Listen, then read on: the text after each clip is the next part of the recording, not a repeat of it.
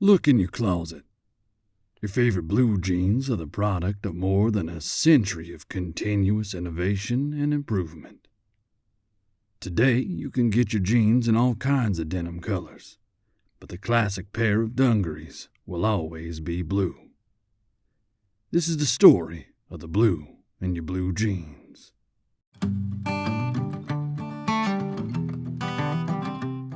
It's almost like a wearable canvas that tells the story of whatever the person did, the lifestyle of the person. So the garment itself can tell a story just by observing where the wear patterns form.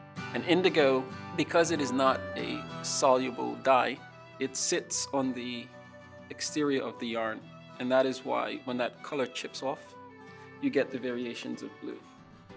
Blue jeans are made from a fabric called denim, and denim basically consists of two ingredients, cotton and indigo dye. The cotton is spun into yarn. The yarn is dyed with indigo, and then the dyed yarn is woven into a sturdy fabric. The fabric is cut and sewn into blue jeans. People all around the world using different plants figured out how to make indigo dye. They figured it out in Europe using a plant called woad. They figured it out in India, which is where we get the word indigo. They figured it out throughout Africa. They figured it out in Japan. They figured it out in Southeast Asia. And they figured it out in the Americas. Chemists found a way to synthetically make indigo without plants. In the 20th century, the denim industry entirely shifted away from natural to synthetic indigo dye in just a few years. That was when Cone Mills, the owner of the White Oak Cotton Mill in Greensboro, really took off. The first person to create synthetic indigo was a man named Adolf von Baer, who did so in 1897.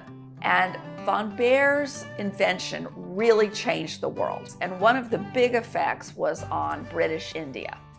In 1895, British India exported 9,000 tons of indigo, and that was the peak because 2 years later, Adolf von Baer invented synthetic indigo, and it swept away the demand for plant-based indigo. Only a few mills made denim fabric. One of them was White Oak. The White Oak Mill became very busy. Thousands of strands of yarn were wound into thicker ropes, then washed in a boiling detergent, dipped into large vats of indigo dye, washed again, and each time squeezed and wound into a damp ball. One problem with this method was that the indigo dye coats the yarn unevenly, and the chemical oxidation in the air that needs to happen is also uneven. The previous method was to do it in separate steps. The patent talks about trucking the yarn from one area to another, yarn balls, and each time they need to unwind and rewind. Yarn breaks. So not only was there a lot of excessive floor space used, they had to stop and tie the broken ends together. People were making use of rollers, pinch rollers, feed rollers, all over to be able to have a long process to only unwind once, treat the product, treat it again, dry the product, oxidize the product, and then rewind it again in one step. This process shown in the Touchstone patent solved a lot of problems ongoing in the industry. One of the primary problems it solved was inconsistent dye strength. So much time is taken in this patent describing the process where you can constantly replenish the dye bath, because once you put some dye on some yarn, that dye bath is weaker than it was before you went through a dye cycle.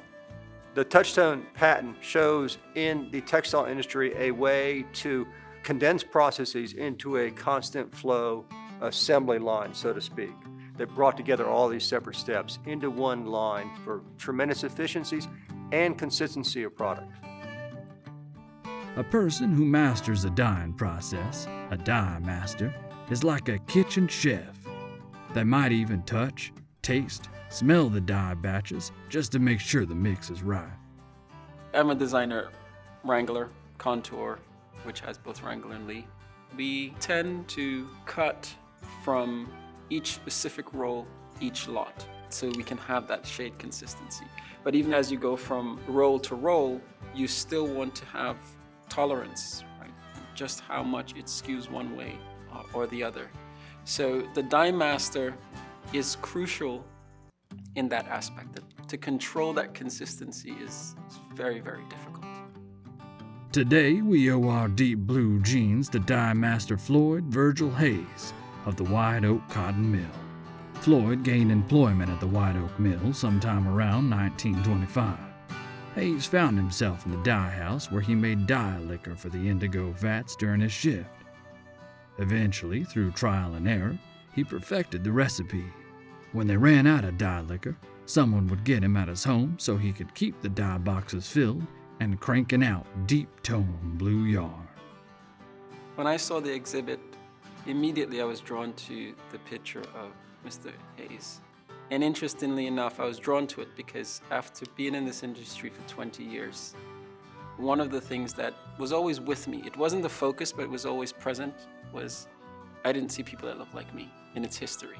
What was also interesting about reading about him and the fact that he was able to not only understand when a dye bath was ready, but that he couldn't really tell you how he knew.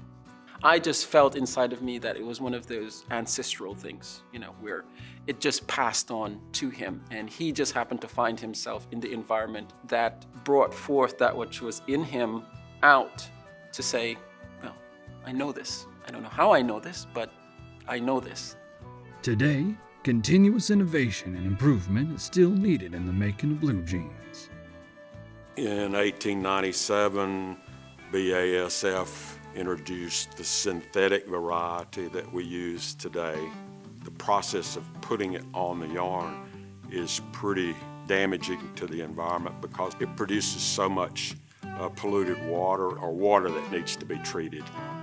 Today, we're looking forward to new processes that can eliminate the water discharge, eliminate a lot of the chemistry, and we're also looking at going back to plant indigo instead of synthetic indigo.